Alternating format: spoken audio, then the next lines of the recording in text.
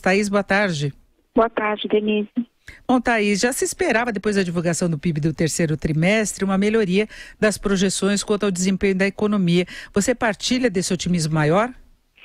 Sim, Denise, o que a gente teve foi uma revisão dos dados anteriores, tanto do primeiro quanto do segundo trimestre, que elevaram as projeções para o final do ano. Então, só por essa revisão para cima dos dados do primeiro e do segundo trimestre, você já teria um impacto aí de 0,2 ponto percentual, que é mais ou menos o que o relatório Focus já refletiu hoje. É possível que a gente tenha ainda alguma revisão, mas com 3 trimestres do ano já dados, deve ficar em torno disso, 0,9%, não tem muito espaço para fugir disso. Para o ano que vem a gente continua com o crescimento aí sendo revisto para cima continuamente, né? Há 4 semanas já tinha uma perspectiva de crescimento de 2,5%, hoje está em 2,6%, mas também não deve fugir muito disso, né? Deve ficar em torno de 2,6%, algo em torno disso. Para o IPCA, eu acho que a gente deve acompanhar as expectativas.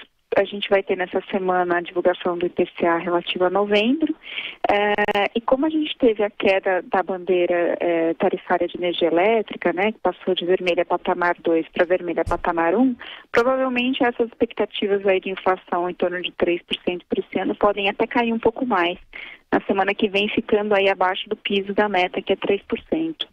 Isso gera até uma desconfiança maior da sociedade em geral, que reclama muito desses aumentos pontuais que de repente pesam no orçamento. Quando chega conta de luz, mesmo que haja uma mudança da bandeira, que ela estava no nível 2, que era inédito, ela continua no vermelho, ela continua mais cara. Então as pessoas percebem isso, aumento de combustível, aumento do gás, né, Thaís? Então a percepção de inflação muda um pouquinho.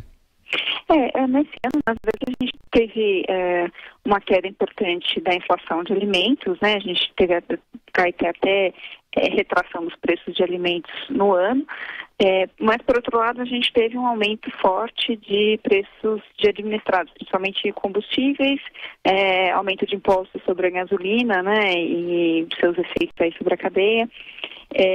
E os reajustes de bandeiras na energia elétrica.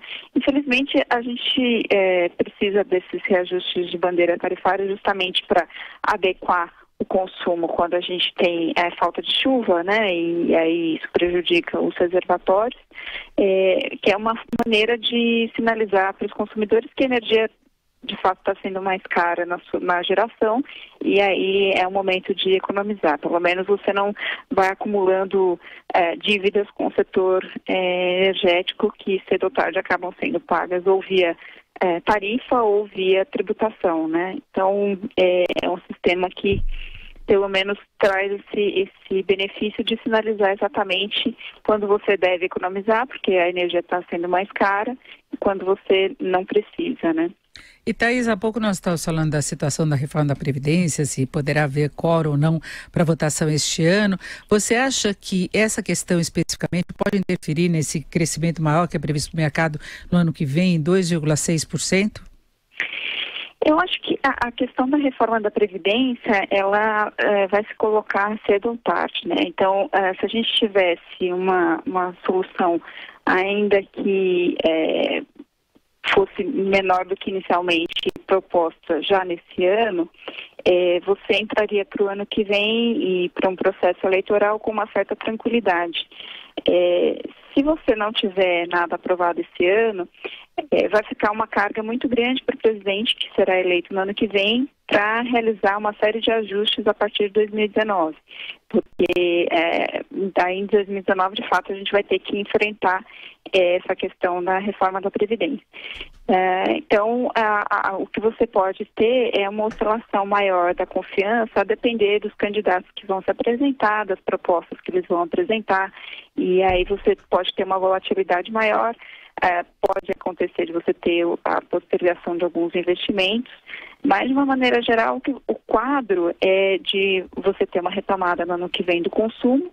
Eu acho que isso já tem muito concretizado, já tem vários fatores que contribuem para isso que estão sendo concretizados, né?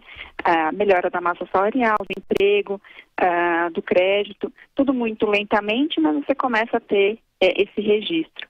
E, por outro lado, o investimento deve demorar um pouco mais a retomar mesmo. Você pode ter alguns investimentos pontuais em alguns setores, principalmente algumas empresas que já estejam mais próximo do limite de capacidade, mas, de uma maneira geral, você tem ainda muita ociosidade na economia.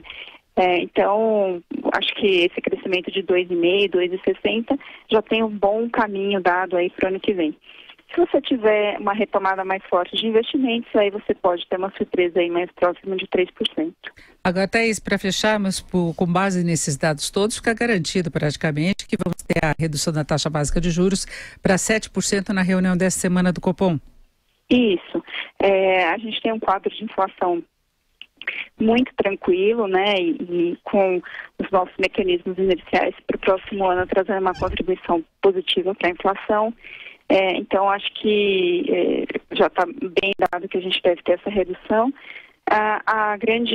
O que a gente vai olhar nessa reunião vai ser a comunicação e a sinalização que ele vai dar para a primeira reunião do ano que vem. Se ele vai continuar com o corte, talvez de 0,25, ou se ele já está considerando a possibilidade de parar.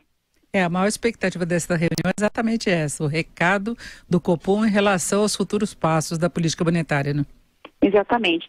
Eu acho que ele deve acabar mantendo uma janela aberta até para verificar como que vai ser a inflação no começo do ano que vem, se a gente ainda continua com a inflação de alimentação baixa e tudo mais, mas de qualquer forma ele deve dar uma sinalização um pouco mais concreta de quais são os fatores que ele vai considerar nessa decisão.